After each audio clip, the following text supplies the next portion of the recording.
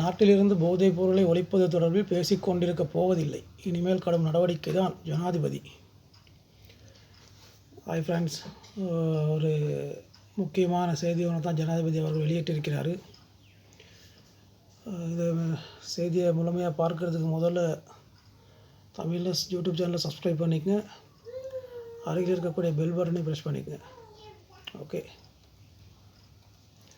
அரசியல் மற்றும் பொருளாதார விடயங்கள் குறித்து விவாதிக்க முடிந்தாலும் நாட்டிலிருந்து போதைப் பொருள் பேரழிவை ஒழிப்பதற்காக தேசிய பொறுப்பை நிறைவேற்றுவதில் இனி மேலும் விவாதித்து கொண்டிருப்பதற்கு இடமில்லை. போதைப் பொருள் பேரழிவை ஒழிப்பதற்காக துரித வேலைத்திட்டத்திற்காக முழு நாடும் ஒன்றுபட வேண்டும் என்று ஜனாதிபதி அனுரகுமார் திசாநாயக்க வலியுறுத்தியுள்ளார். ஒரு முக்கியமான ஒரு விஷயத்தை தான் பேசியிருக்கிறார். போதைப் பொருள்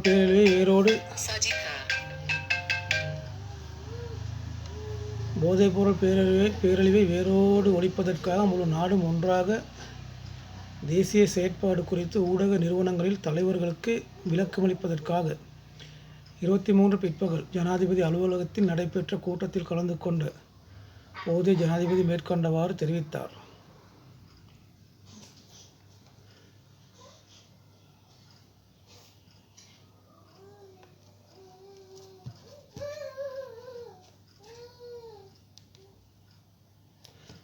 அதாவது நேற்று தான் இந்த செய்தியை அவர் பேசியிருக்காரு. அதாவது போதைப் பொருளை ஒழிப்பது குறித்து. தற்போது தேசிய பேரழிவாக மாறி இளைஞர்கள் சமூகத்தை போன்று பாடசாலை மாணவர்களின் உயிருக்கு ஆபத்தை விளைவித்து வரும் போதைப் பொருள் வர்த்தகத்தை மையமாக கொண்டு அநேகமான குற்றங்கள் நடப்பதும் அவதானிக்கப்பட்டுள்ளது. அதன்படி தேசிய மட்டத்தின் அரசியல் தலைமைத்துவம் செயற்திறனாக முடிவெடுக்கும் பொறிமுறை மட்டுமின்றி பரந்த பொதுமக்கள் பங்கேற்புடன் கூடிய தேசிய மட்டத்திலான வேலைத்திட்டத்தின் ஊடாக போதைப்பொருள் அச்சுறுத்தலை முழுமையாக ஒழிக்க வேண்டும் என்று அடையாளம் காணப்பட்டுள்ளது.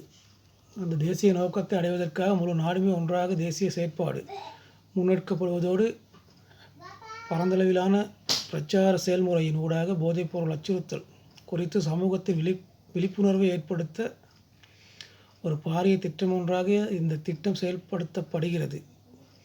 இந்த பிரச்சார திட்டத்தை செயல்படுத்துவதில்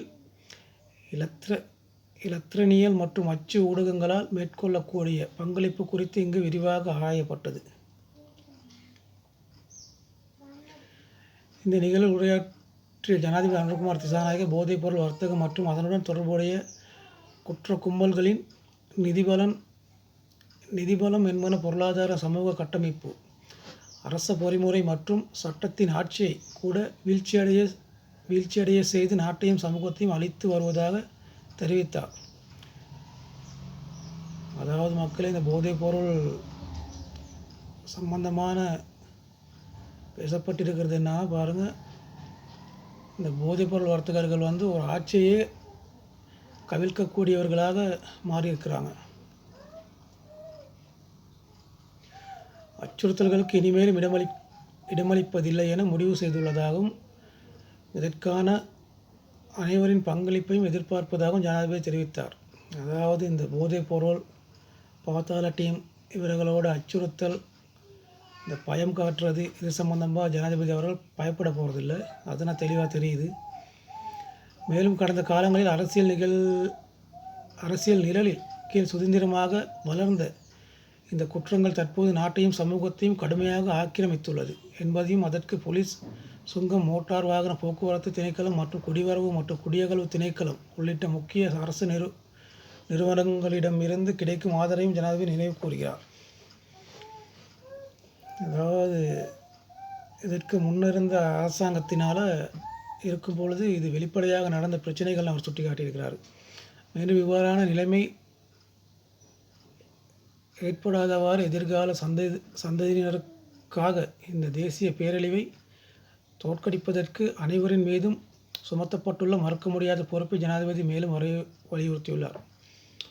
அதாவது எதிர்கால சந்ததிகளுக்காக நம்மளும் இந்த போதைப் பொருளை தடுப்பதற்காக நம்மளால் முடிஞ்ச முயற்சிகள் இதுகளை செய்ய வேண்டியதாக இருக்குது. இல்லைன்னா அடுத்த கட்டமாக வரக்கூடிய சமுதாயத்துடைய நிலைமையே கேள்விக்குறி ஆகிடும். அதற்காக மக்களாகிய நம்ம மீது பெரிய பொறுப்பு ஒன்று இருக்குது. இந்த போதைப் பொருளை முற்றுமுழுதுமாக ஒழிப்பது. முழு நாடுமே ஒன்றாக தேசிய செயற்பாட்டின் ஆரம்ப நிகழ்வு எதிர்வரும் அக்டோபர் 30 காலை 10 மணிக்கு கொழும்பு சுகததாச உள்ளக அரங்கில் ஜனாதிபதி அனுரகுமார் திசாநாயக்க தலைமையில் நடைபெறும். அதாவது முழு நாடும் ஒன்றாக தேசிய செயற்பாட்டின் ஆரம்ப நிகழ்வு எதிர்வரும் அக்டோபர் 30 காலையில் 10 மணிக்கு சுகந்ததாச உள்ளரங்கத்தில் ஜனாதிபதி அனுரகுமார் திசாநாயக்க தலைமையில் நடைபெறுகிறது.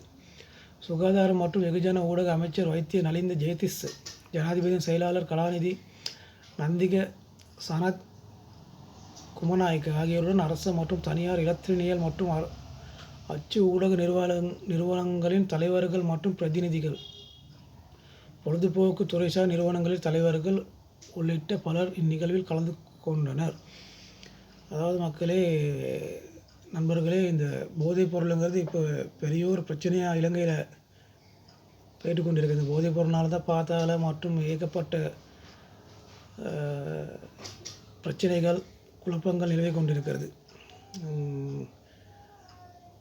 சாதாரணமாக பொதுமக்களாகிய நாமளும் சிந்தித்து பார்க்கணும். நாம் இருக்க காலகட்டத்திலே போதைப் பொருள் இவ்வளோ இந்த இந்த லெவலில் இருக்குதுன்னா, நமக்கு அடுத்த கட்டமாக நம்மளுடைய சீரார்கள் வரக்கூடிய சந்தர்ப்பத்தில் இது எவ்வளோ பாதிப்பாக இருக்கும் அவர்களுக்கு. அது சம்மந்தமாக நம்மளால் முடிஞ்ச வேலை திட்டங்களை செய்ய அந்த போதைப் பொருளை முற்றுமுழுதுமாக அழிப்பதற்கு பொதுமக்களாகி நம்ம கையிலையும் இது ஒரு பெரிய பொறுப்பாக இருக்குது. அதனால் இந்த போதைப் பொருள் தொடர்பாக தடுப்பது தொடர்பாக உங்களால் முடிஞ்ச செயற்திட்டங்களை நீங்களும் செய்து வாருங்க. நன்றி. நம்மளோட யூடியூப் சேனலை சப்ஸ்கிரைப் பண்ணிக்கங்க. அருகில் இருக்கக்கூடிய பெல் பட்டனையும் ப்ரெஸ் பண்ணிக்கங்க.